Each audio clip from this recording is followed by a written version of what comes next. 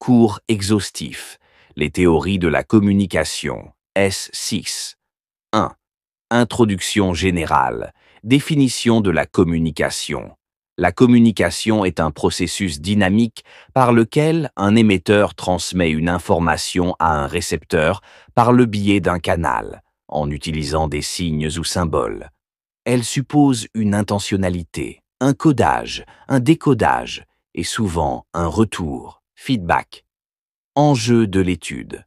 Comprendre les mécanismes de production, de transmission et d'interprétation des messages dans des contextes variés, interpersonnels, organisationnels, médiatiques.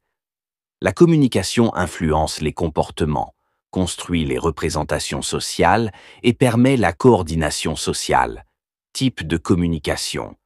Interpersonnelle, entre deux ou plusieurs individus, souvent en face à face, de masse, à travers les médias traditionnels, télévision, radio, presse. Organisationnelle, entre individus et groupes, dans un cadre professionnel ou institutionnel. 2. Les grands modèles de la communication. Modèle de Shannon et Weaver, 1949. Issu des télécommunications, ce modèle linéaire présente la communication comme un transfert d'informations d'un émetteur à un récepteur, à travers un canal pouvant contenir du bruit.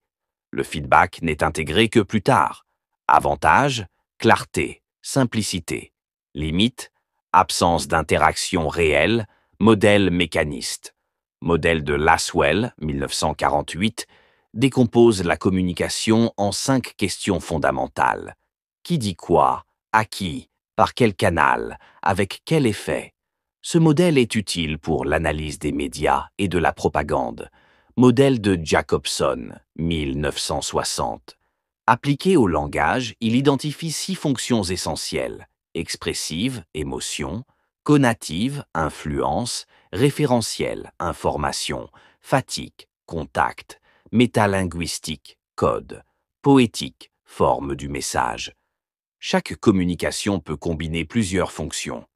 Modèle de Berlot, SMCR, décrit les éléments: source, message, canal, récepteur.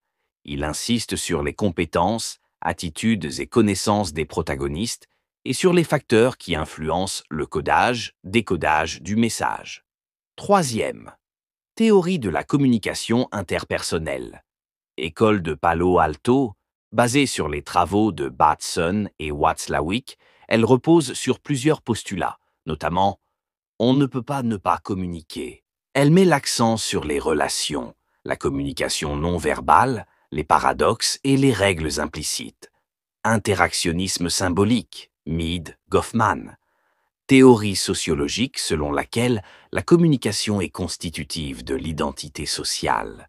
Goffman décrit la vie sociale comme une scène de théâtre où chacun joue un rôle, mise en scène de soi. Théorie de la dissonance cognitive, Festinger, 1957. Lorsqu'un individu perçoit un conflit entre ses croyances et un nouveau message, il ressent une tension, dissonance, qu'il tente de réduire en modifiant ses attitudes ou ses croyances. 4e. Théorie de la communication de masse. Modèle hypodermique ou de la seringue. Vision ancienne et simpliste de la communication de masse, selon laquelle le message est reçu de manière passive par le public, sans filtre ni interprétation. Exemple, propagande de guerre, théorie des effets limités, Lazarsfeld et Katz, montre que les effets des médias sont médiés par des facteurs personnels et sociaux. La communication interpersonnelle et les leaders d'opinion jouent un rôle fondamental. Agenda setting, McCombs and Shaw. Les médias ne dictent pas quoi penser, mais influencent sur quoi penser. Ils sélectionnent les sujets jugés importants, influençant ainsi l'agenda public. Spirale du silence, Noël Neumann. Les individus hésitent à exprimer des opinions minoritaires par peur de l'isolement social. Les médias renforcent cette spirale en diffusant des opinions dominantes. Usage et gratification. Cette approche considère l'audience comme active. Les individus utilisent les médias pour satisfaire des besoins personnels, information, divertissement, socialisation, etc.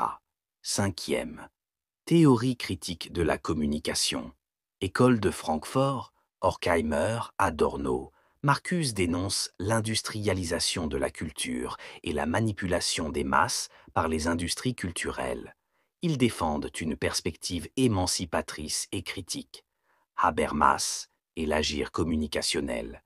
Jürgen Habermas distingue communication stratégique, visant un but, et communication orientée vers l'entente. Il théorise un espace public idéal fondé sur l'échange argumentatif, libre et rationnel. Théorie féministe, elle questionne les rapports de pouvoir dans la communication, en mettant en lumière les biais de genre dans les discours et médias. Exemple, invisibilisation des femmes, stéréotypes, langage sexiste. 6. Application pratique. Analyse d'un message médiatique. Utilisation du modèle de Jacobson pour décrypter une publicité. Du modèle de Lasswell pour évaluer un discours politique. Étude de cas concrets. Analyse d'une campagne de sensibilisation, d'une communication de crise ou d'un spot publicitaire.